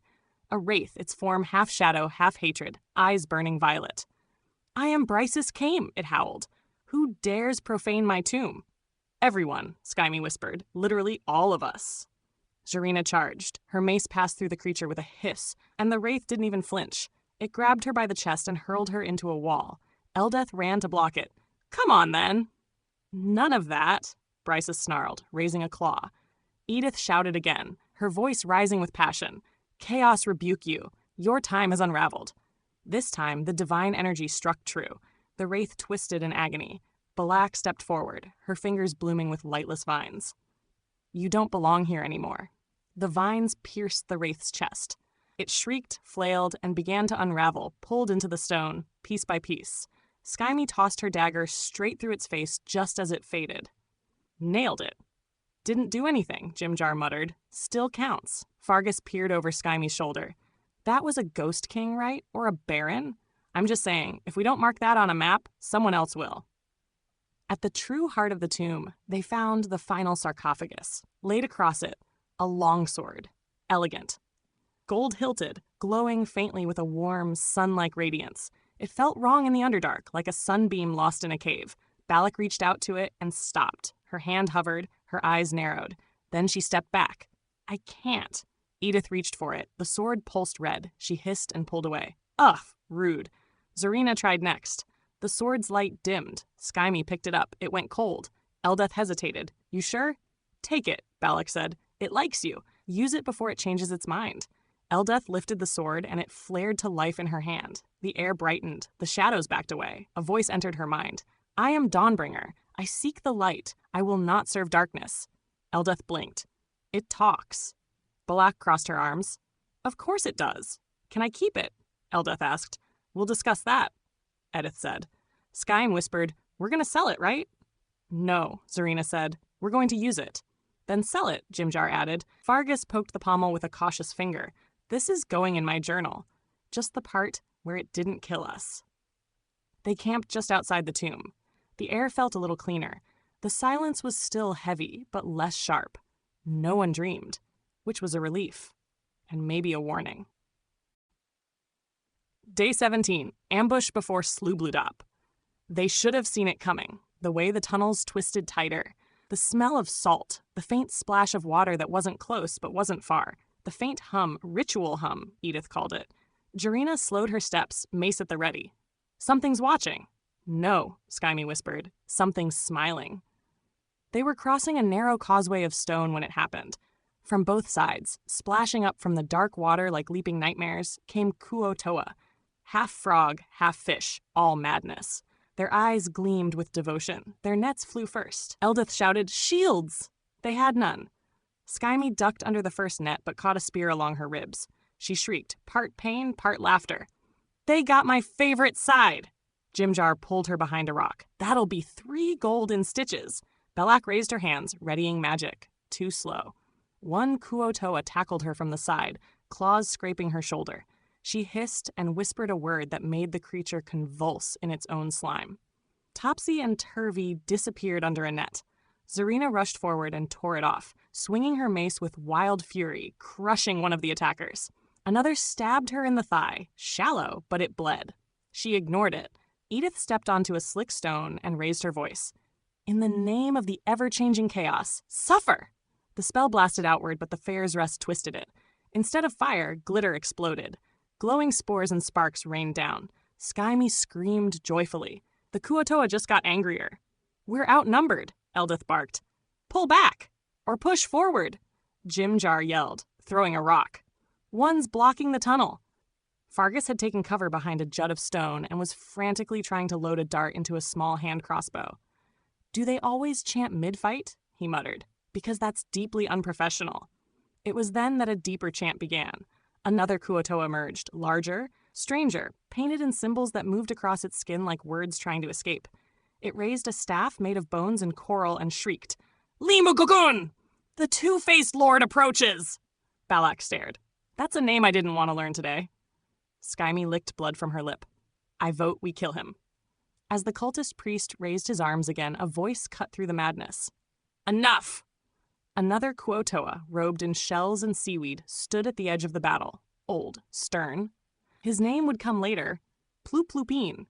These are not enemies, he barked. They are chosen. The goddess sent them. The cultists hesitated. The chanting faltered. The priest of Limu-gugun hissed in protest, pointing at the sisterhood.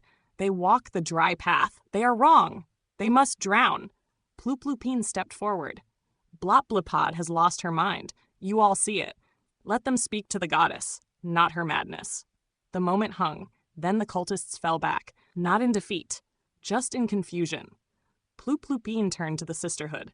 Come with me, quickly, before her eyes returned to you. They didn't argue. Fargus hesitated a moment longer, then ran to catch up, muttering, I liked the screaming less than I expected.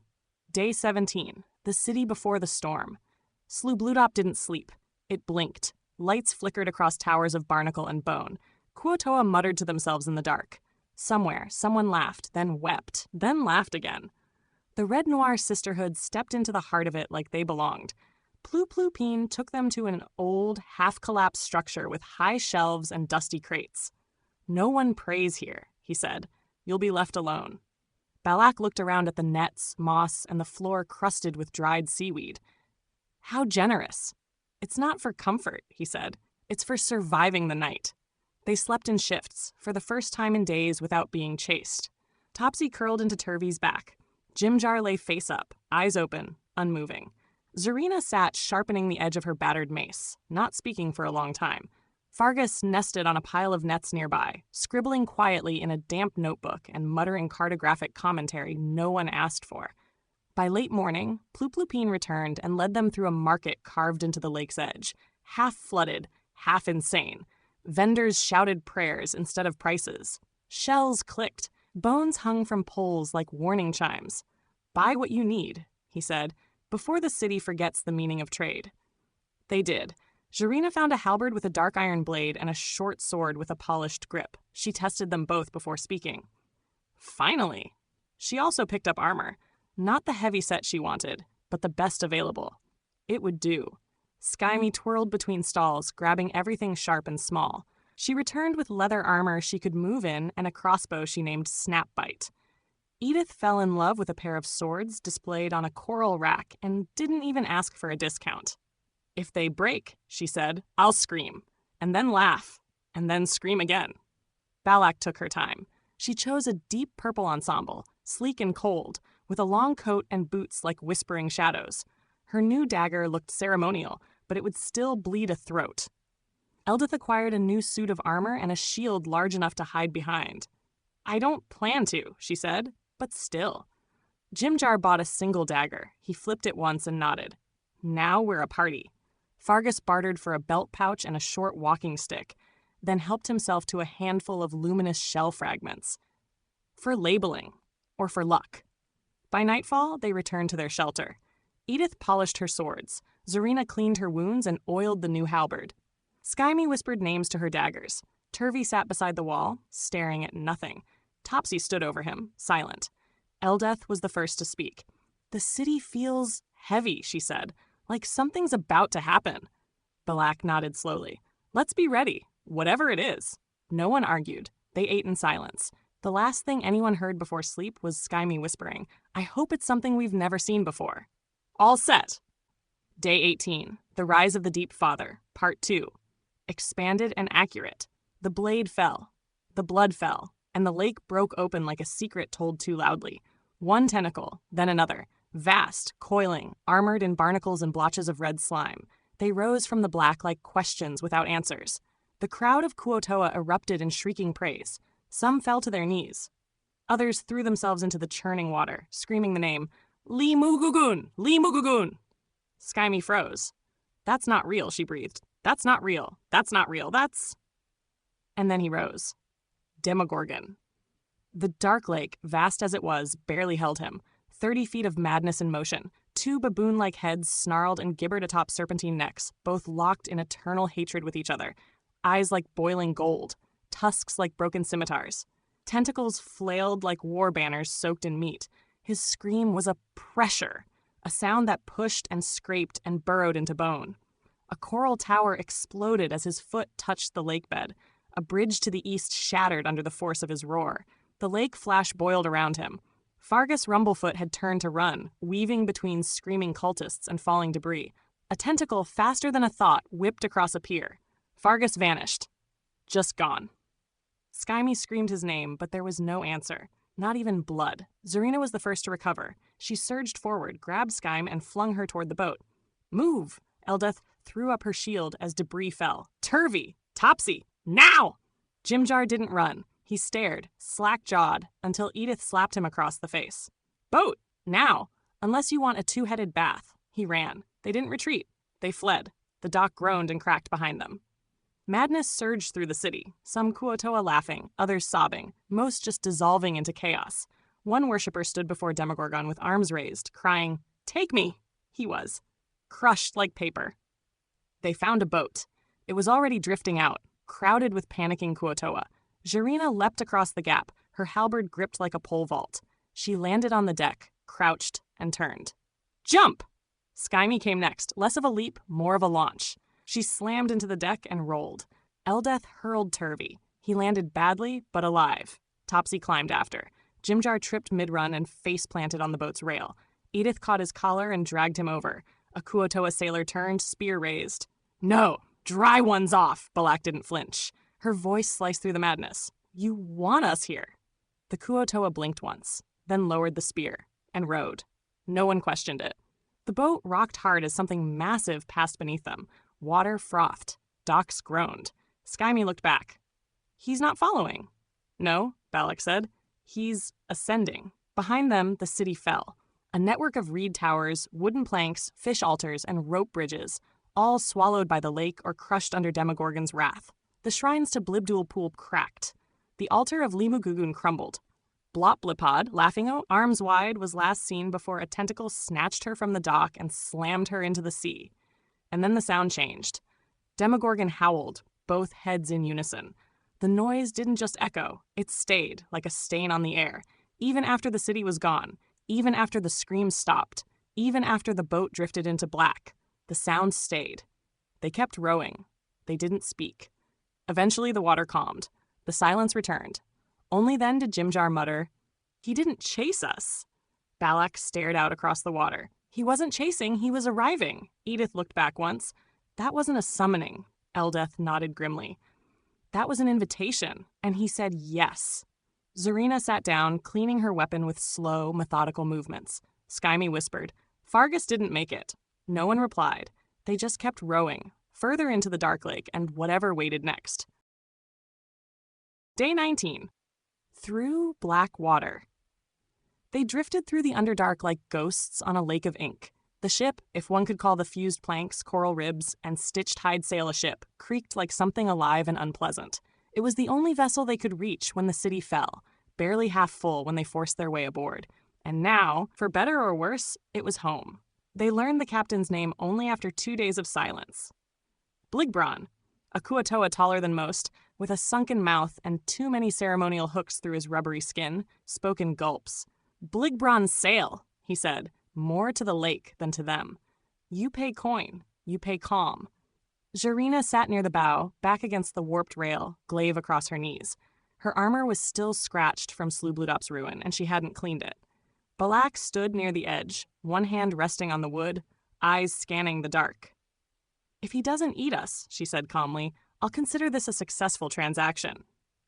Eldeth didn't laugh. She rarely did now. She was polishing her shield slowly, the light from Dawnbringer casting golden reflections across the boat's tattered sail. Skyme had claimed a storage nook as her nest. She hadn't spoken since Demogorgon rose. Her laugh hadn't returned yet. She spent most of her time whispering to her blades, as if naming them again might make them sharp enough to protect her from memory. Edith prayed aloud, not for safety, but for meaning. "Chaos didn't make him," she muttered. "Something deeper did. We should be grateful to know the difference." The Kuotoa sailors, there were 4 in total, not including Bligbron, rowed in silence. They didn't eat in front of the passengers. They didn't sleep. When they spoke, it was always in threes, muttered prayers and fragments of songs sung underwater. Topsy clung to Turvey, who hadn't blinked in nearly a day. Jimjar, curled under a tarp near the prow, had taken to sketching with charcoal on the deck. They were not good drawings, but they were real. They had slept the previous night, or at least rested. No one said the word safe, but no horrors came from the water. No tentacles breached the surface. Bligbron said the lake was too scared to move, and left it at that. The second morning was darker than the first, if such a thing were measurable.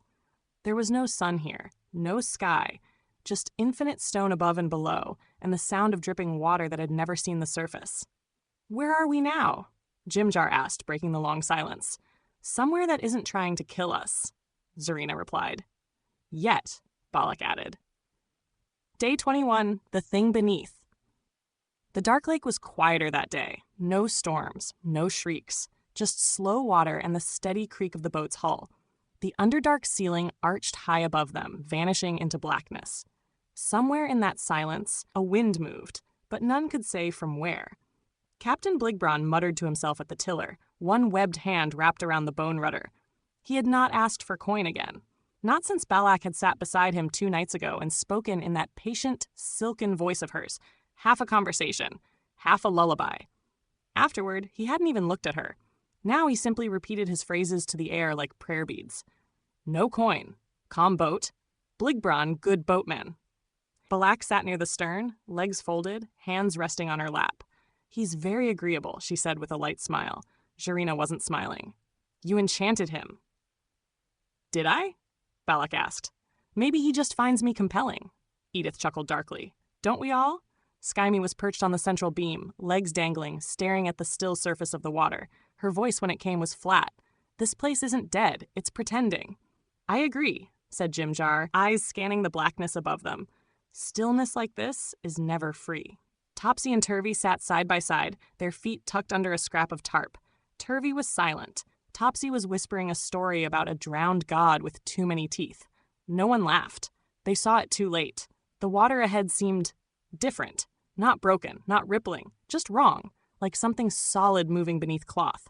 Jarina stood. "Get back from the edge." The surface erupted in a column of spray and flesh. It hit the boat like a boulder. The ship tilted violently, planks groaning. One of the Kuotoa rowers screamed as a massive, barnacled hand reached up, grabbed him by the torso, and yanked him under in a single sickening motion. The troll rose from the water, skin slick with algae and scars. Its eyes were cloudy, one milky white, the other glowing faintly green. It grinned with too many teeth and let out a gurgling, drowned moan. Zarina lunged with her halberd. "On me!" She drove the blade into the troll's shoulder. It roared and swung a webbed arm wide, catching her midair and throwing her into the mast with a thunderous crash. The wood cracked. She didn't get up immediately. Skyme leapt from her perch, daggers in hand. She landed on the troll's back, drove one blade into its neck. "You're wet and rude," she hissed. It didn't flinch. Its skin shifted under her blade, sloughing off and starting to heal. "Regeneration," Balak said calmly, standing. "Of course." Edith charged in next, blades whirling. Her strikes found purchase, deep, fast, but already the wounds were knitting together. This thing doesn't bleed right. The troll turned toward the boat, claws raised. Down, Jimjar shouted, hurling a throwing knife. It hit the troll's cheek and stuck, but didn't even slow it. Topsy screamed and ducked under a net. Turvy stood his ground, hands clenched, shaking. Balak extended her hand, murmured something sharp. Vines burst from the boat's edge, wrapping the troll's left arm and yanking it downward. It staggered, snarling, foam spraying from its mouth. Eldeth moved in with Dawnbringer held high. We don't run from monsters. She brought the blade down into the creature's chest, light seared, flesh smoked. The troll howled in agony. It reeled backward, arms flailing. One caught Skyme mid-swing, flinging her off its back. She hit the deck hard, groaning, knives skittering out of reach. Jarina, bleeding, stood again, her eyes wild. Its neck! Edith took the cue. She dove forward, twin swords flashing, and slashed across the troll's throat in a savage X. It shrieked. It burned. It fell. Half overboard, half across the boat. The crew heaved, blades and spears pushing it fully back into the black. It sank. For now. The aftermath was slow. Zarina leaned on her halberd, panting, blood running from her lip. Skyme sat on the floor, breathless. Okay, that was better, a little better. It's not dead, Edith said. Not for long. Balak walked calmly to the troll's blood pool. She knelt, dipped her finger. We'll kill it again if we must, but next time I vote we burn it. Jimjar pulled his knife from the mast and looked around. Roll call? I'm fine, Skyme said. I mean physically. Spiritually, I'm jelly. Topsy? Here. She chirped from behind the barrel. Turvy? Turvy gave a thumbs up. Didn't speak. Eldeth sat down beside the rudder. We need rest. We need fire. We need a moment. Then we'd best find a shore, Balak said, before the lake remembers how much it hates us. Day 22. The Narrow and the Unknown. The Darklake narrowed. It happened slowly, like a dream tightening around the edges. The vast, yawning caverns gave way to a channel barely wide enough for the boat to squeeze through. So, towering black rock pressed in from both sides, the ceiling just high enough to whisper echoes back at them. But never the same words they spoke. The light cast by Balak and Edith's spells threw long, flickering shapes along the walls. Water slapped quietly against the hull. Somewhere far ahead, something dripped with perfect rhythm, so slow it sounded planned. Bligbron said nothing. His one good eye rolled as he muttered to himself at the rudder. Stone squeeze? Boat slow? Don't wake it. Zarina looked up from the map she wasn't reading, just holding. Did he just say, don't wake it? He's always saying things, Skyme muttered, sharpening a throwing knife on a bone. Yes, Balak replied, but sometimes he's right. The passage pinched even tighter. The boat scraped the wall once. Then again. Eldeth stood near the stern, hand on her shield, watching both the rock and the water, with the same expression she'd use for an ambush. We'll get stuck, she said. We'll slip through, Jimjar replied, like a knife through jelly. That's not a good metaphor, Edith said, eyes scanning the ceiling. Why not? I've never liked jelly. Topsy coughed behind a barrel. Turvy doesn't like this place. No one likes this place, Turvy muttered. The scraping got worse. Zarina dropped the map and moved to the prow. We'll need to push. No way through without a little work. She leapt off the boat into the shallow edge where rock met lake. It was slick but passable. She pushed with her shoulder. Eldeth followed, stepping carefully into the black water. Feels like something's breathing. I know, Zarina replied. Skyme hopped out beside them, already grinning. Let's push the nightmare canoe. With the boat jammed between two jagged outcroppings, the rest of the crew braced and began to shove. Quiet curses, grunts, oar levering. Then a shadow moved. High above, in the crook of the narrow ceiling, something uncoiled, not with speed, but with intention. Silent. Slithering. It dropped without warning. Skyme shouted something no one understood as the grell slammed into her, its beak snapping shut inches from her face. Its long, ropey tentacles whipped around her arms and neck, dragging her backward with inhuman strength. Jarina spun with a snarl. It's on her! Edith launched across the boat, blades already in hand. Get it off her now! The grell rose, lifting Skyme off her feet, dragging her toward the ceiling as if to consume her in the dark. Skyme thrashed, teeth bared, kicking wildly. He's so squishy and I hate it! Jimjar drew his dagger and hurled it upward. Squishy things bleed. The blade struck the grell's side. It squealed a high, wet screech and flinched just enough to loosen its grip. Balak pointed upward, her voice like razors in silk. A coil of vines shot from her hand, lashing the grell's body and yanking downward with cruel, snapping force. The creature slammed into the side of the boat, sending wood chips and moss flying. Eldeth charged forward, her shield raised, and smashed it into the grell's pulpy body, knocking it away from Skyme. "Down!" Zarina roared, swinging her halberd in a tight arc. The blade caught the creature in midair and cleaved through two of its tentacles. It screamed, more in rage than pain, and launched upward again, latching onto the ceiling with its remaining limbs. Topsy screamed. Turvy leapt in front of her, teeth bared, a half-rotted oar in hand. "Get down here and fight!"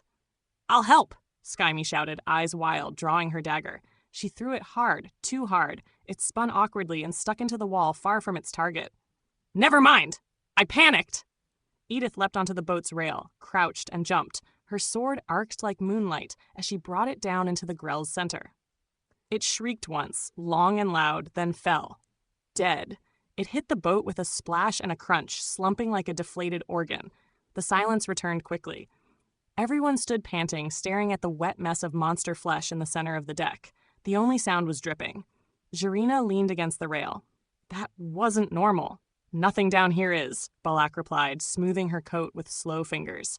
Skyme slumped to the floor, breathing hard. I didn't die, but I didn't like that." Jimjar reclaimed his dagger.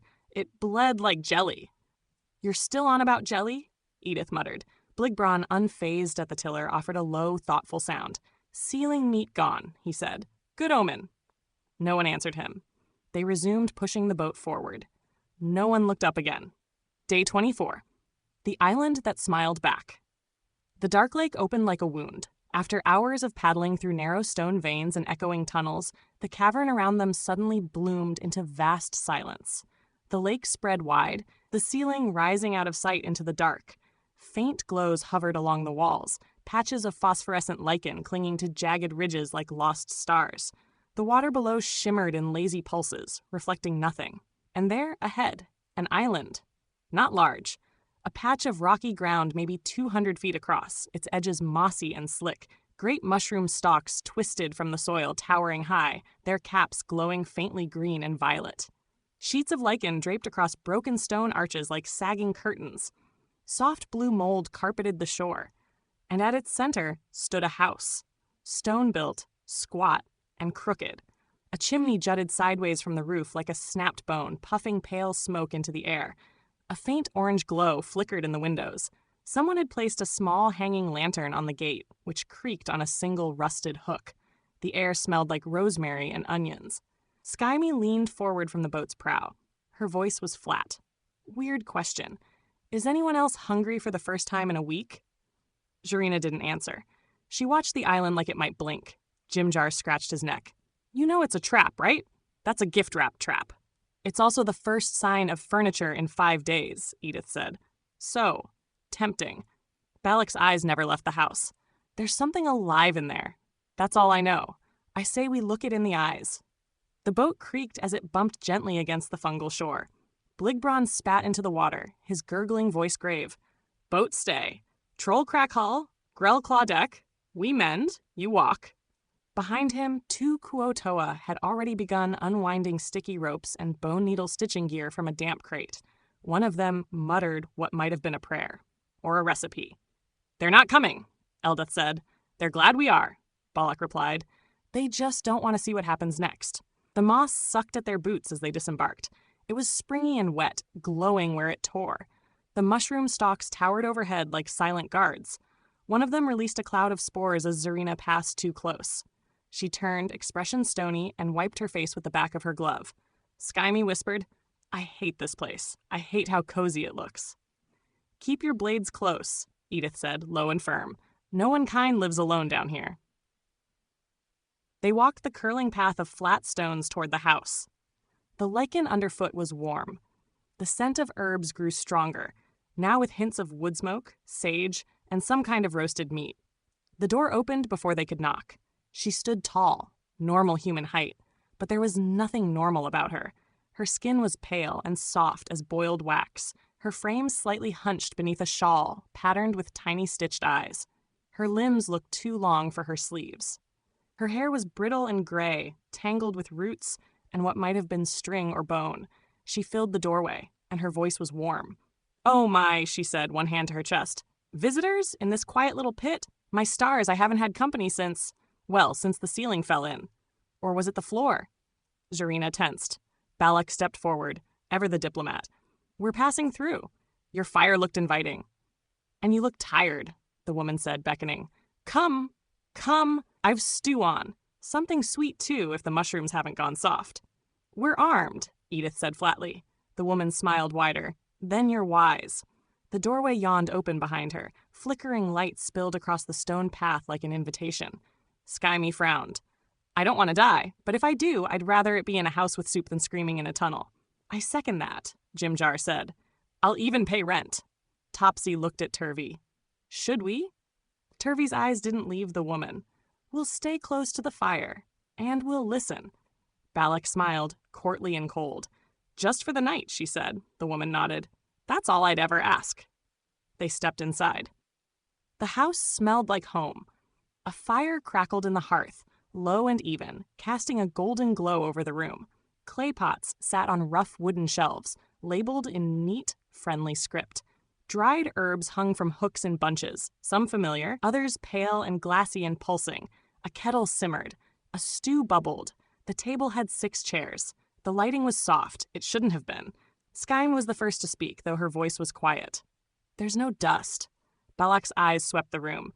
"There's too much charm, too much warmth." The woman, the hostess, smiled as she stirred the pot. Her movements were slow, deliberate. "Oh, don't mind the silence. I like to keep things tidy." Topsy clung to Turvey's arm. She hadn't said a word since they entered. Her eyes were locked on a jar on the mantel. It was full of pickled eggs, except one of the eggs blinked. Zarina moved to the window. It didn't look out. It looked in. The reflection showed the room, but the reflections didn't move quite in sync. Edith sat down slowly at the table, her back to the wall. She hadn't removed her weapons. "We won't stay long." "Nonsense," said the woman.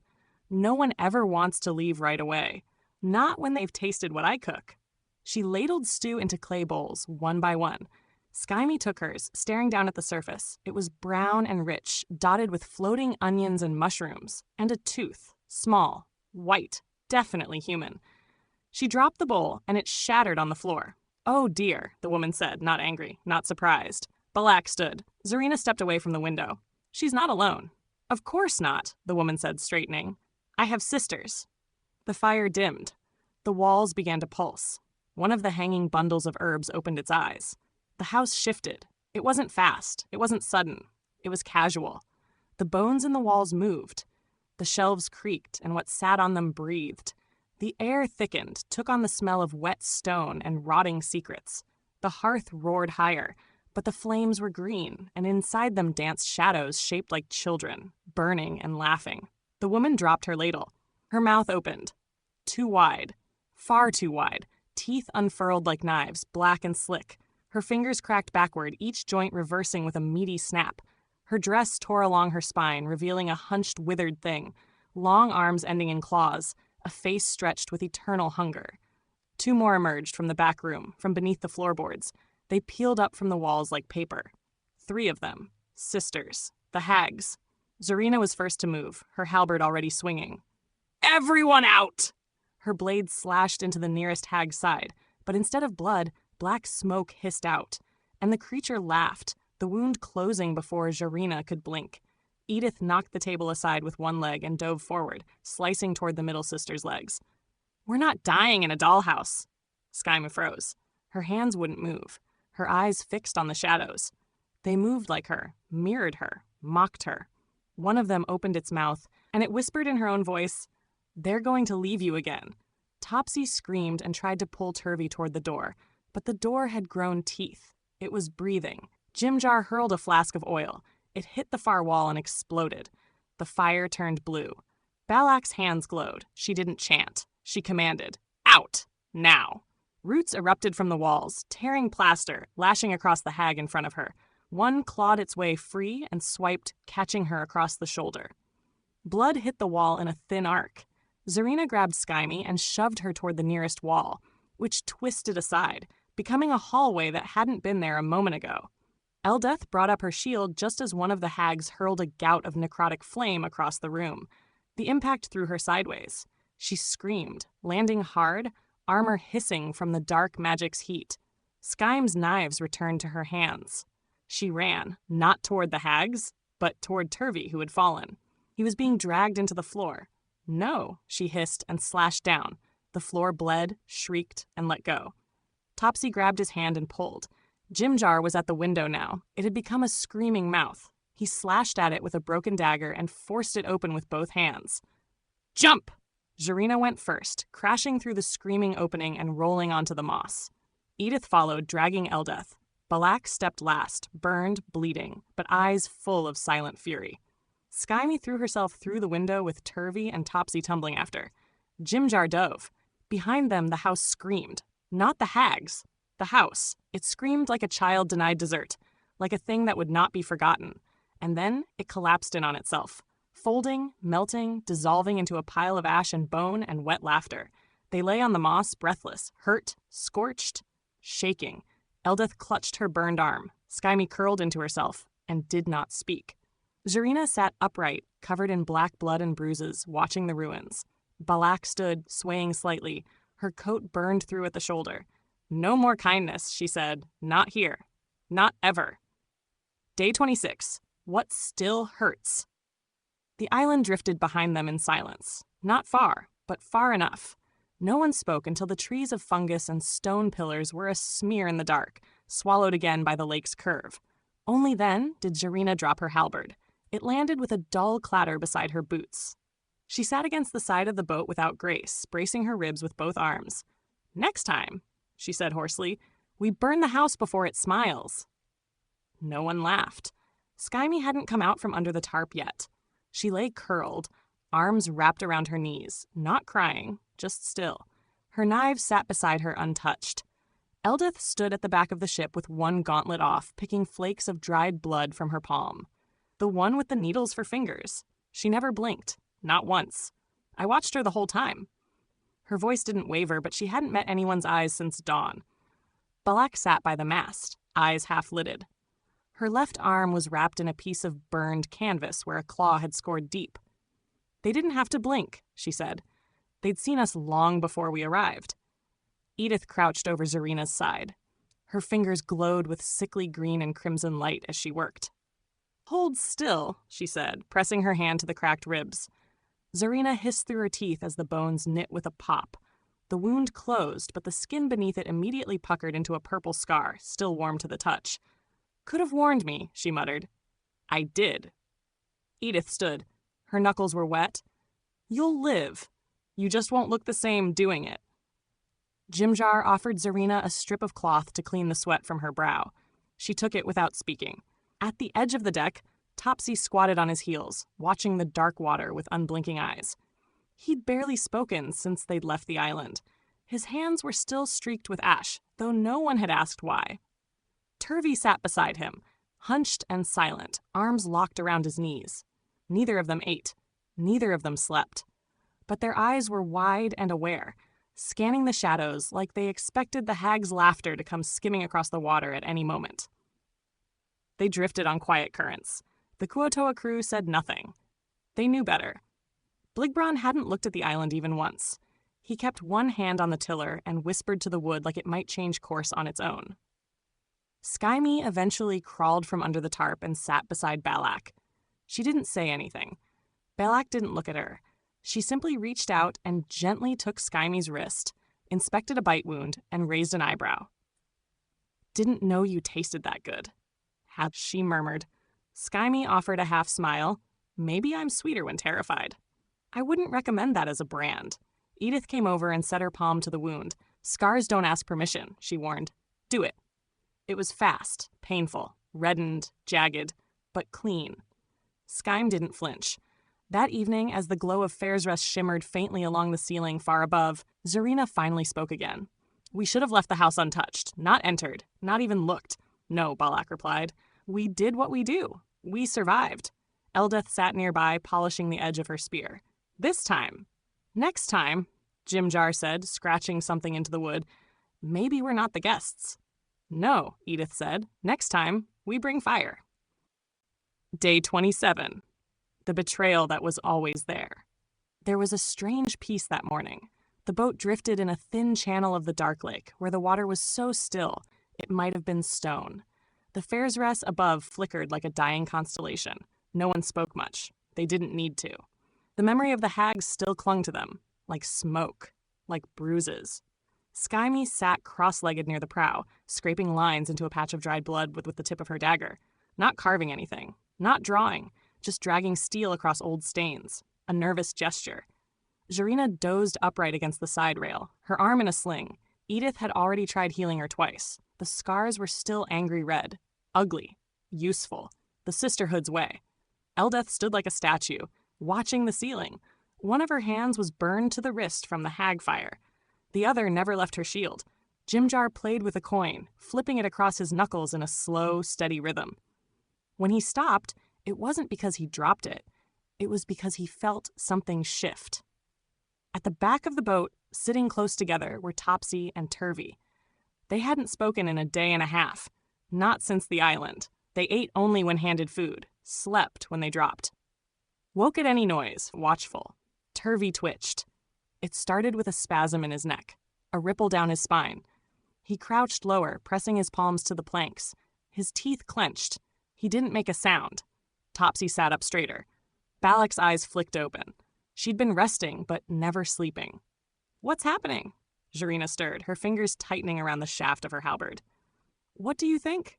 Turvy made a noise, a guttural animal grunt, and then arched back, claws erupting from his fingers, fur blooming from his arms like rot. His jaw snapped open with a wet crack, revealing far too many teeth. Topsy hissed, his body shuddering as his transformation followed, face elongating, spine cracking, hands distorting into hooked things. Were-rats. There had never been another word for them. Turvy lunged first. He slammed into one of the Kuotoa rowers and bit clean through the creature's throat, tearing cartilage and blood in a single convulsion of hunger. The body hit the water with a wet splat. Eldeth shouted, raising her shield. "To arms!" Topsy bolted past her, claws out, slashing at her burned arm. She caught the hit, barely, stumbling back into a crate. Jarina was already moving. Weapons up, no mercy. She brought her halberd down in a horizontal sweep. Topsy dodged it by inches, skittering across the boat like something half-human, half-rat, all wrong. Jimjar flipped his coin once, sighed, and drove a dagger into Turvy's flank as he passed. Knew this day'd go bad. The blade stuck, but Turvy didn't slow. He lunged at Edith, catching her at the waist, dragging her down. She roared and drove her elbow into his mouth. Skyme stood frozen for half a second. Then she screamed, not in fear, but in disbelief. "We saved you." Neither of them responded, because there was nothing of them left. The deck became a slaughterhouse. Eldeth rammed Topsy into the mast with her shield, but he twisted and bit down on her shoulder. Blood spattered across the deck as she slammed her fist into his snout. Jarina managed to open Turvy's side with a clean strike, but he kept coming, his blood already clotting, his breath wheezing like wind through broken pipes. Skyme hurled a dagger. Topsy took it in the ribs and kept laughing. Jimjar ducked under Turvy's swipe and sliced at his hamstring. "You'd have made good coin, rats. Shame." Edith's sword went in deep under Topsy's arm, but when she pulled it free, he laughed and raked her across the face, leaving 3 raw lines from cheek to brow. Balak hadn't moved yet. She stood, calm, hands loose. "Topsy," she said. "Turvy." Neither looked at her. "Then I'll stop asking." She raised her hand. The words she whispered were beautiful and wrong, a suggestion carved in magic, shaped like velvet and poison. Her voice touched the mind of the nearest Kuotoa. "Stay calm," she whispered.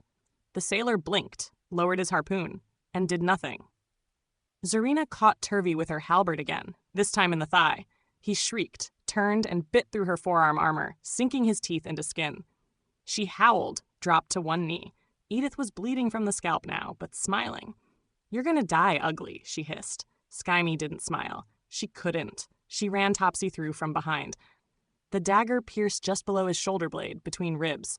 He jerked, turned, and she slashed his throat with her other blade before he could speak. He fell to his knees, and then over the side. Turvy screamed. Jimjar stabbed him in the kidney. Jarina finished it. Her halberd cleaved through his neck in a single swing. The scream stopped. Blood soaked the deck. 3 Kuo-toa lay dead. One was sobbing in a corner. The other stood still, blinking. Topsy's body floated face down in the lake. Turvey's remained on the boat. Skymie was on her knees beside it, her blades fallen. "They were with us," she said. "They were not us," Jarina growled, clutching her bleeding arm. "They were broken things," Edith muttered, wiping blood from her eyes. "We all break differently."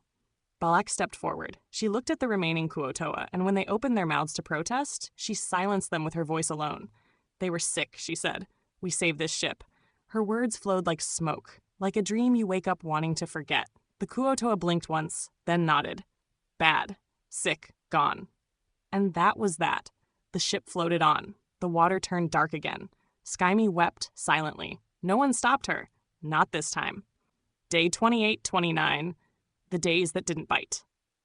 The Darklake, for once, gave them mercy. The water drifted slow and lazy between high cavern walls, and the ceiling arched so far overhead that even Edith's light spell couldn't reach it. No sounds, but the drip of old mineral water and the creak of the ship's frame. No screams, no claws, no hissing laughter, just silence and blood drying into memory. Jarina stood at the edge of the boat on the morning of the first quiet day. Her arm was still stiff from the were-rat's bite, the gouge now a purple scar that wrapped around her elbow. She didn't ask Edith for healing. Some wounds were better earned than erased. Eldeth, too, carried hers. The bite mark on her shoulder had closed, but it ached in the damp. She soaked a rag in heated broth and pressed it against the muscle without complaint. She hadn't said much since the fight, but she hadn't flinched either. Balak spent the first day in full silence, eyes on the water, lips unmoving. The blood on her coat had dried. She let it stay. The Kuo-toa didn't bother her. They didn't dare. She passed them like a quiet edict, stillness wrapped in silk and dread. That night, she took a single sailor aside and whispered to him for 10 minutes in a voice like honey over a blade. When she was done, the sailor nodded, set down his spear, and began humming. No one asked what she said. Jimjar had become quiet. Not solemn, not shaken. Just still. He no longer flipped his coin. He whittled again. Small, meaningless shapes. A mushroom, a tooth, a rat. He carved them slowly, then tossed them into the lake. Skymie watched them drift. She hadn't cried over Topsy or Turvey. Not in front of anyone. But she had pulled one of Turvey's knives from the edge of the ship where it had fallen. She cleaned it, sharpened it, kept it tucked into her belt without a word. She sat beside their bloodstains on the deck. When she noticed them fading from the weather and water, she scratched a line around them with her dagger. Not to preserve them, just to remember. Edith bandaged herself on day 29. She didn't want help. Her cheek, clawed open by Topsy's final lunge, had left a jagged trail across her face. The healing magic sealed the flesh, but the scar remained. Red, raised, unapologetic. She caught her reflection in a pool of water near the hold. She smiled at it. The Kuo-toa crew said little after the incident. They worked faster, rowed harder. One muttered prayers in a whisper only Balak seemed to understand. Bligbron still muttered at the tiller, but now he avoided looking at the passengers. The boat floated through gloom and glow, unchallenged. Somewhere ahead, Gracklestugh waited, but the Darklake didn't warn them. It just breathed. Day 30, the teeth below. They entered a chamber shaped like a wound. The tunnel widened suddenly, the ceiling dropping low enough that the top of the mast scraped wet stone. The water grew strange, too calm, too quiet. The ripples didn't echo back. They simply vanished. The Kuo-toa rowers slowed. One of them muttered. Another began rocking slightly, his bulbous eyes darting between the ceiling and the lake. Balak raised her hand. What's wrong with them? Bligbron didn't answer. His webbed fingers tightened on the tiller. Teeth, he croaked. Stone teeth. Zarina stood and moved toward the prow, her wounds from the were-rats still stiff beneath her armor. How bad? Deep, he rasped. Sharp, long, some bite, some pull. Jimjar peeked over the edge of the boat. I'm not seeing anything. You won't, said Edith, adjusting the straps on her armor. Until you do. The boat crept forward. It began with a scrape, a low, dry sound that ran from bow to stern like a whisper with knives in it. Then another. The vessel bumped, groaned, leaned. Eldeth braced herself. Starboard! Starboard! Slowly! Zarina took the oar. I see it! The ship veered slightly, and something ripped upward from the depths, a jagged pillar of rock, barnacled and green-black, slick with age and malice. It scraped along the hull, tearing a gouge into the side with a sound like bone snapping. Water spilled in. Fast. Skyme slipped and slammed into the deck. We're leaking! Jimjar scrambled toward the side, rope in hand. I can patch. Give me time. But time was a luxury the Darklake never sold. Another rock rose ahead, this one like a twisted fang, bent and jagged. They couldn't steer fast enough. The ship struck. Wood shattered. A section of the port side caved inward, splinters flying like shrapnel. One of the Kuotoa was thrown overboard, vanishing with a gurgled shriek. Another screamed as a long shard of wood impaled his leg, anchoring him to the deck. Balak hissed. Hold the line! No panic!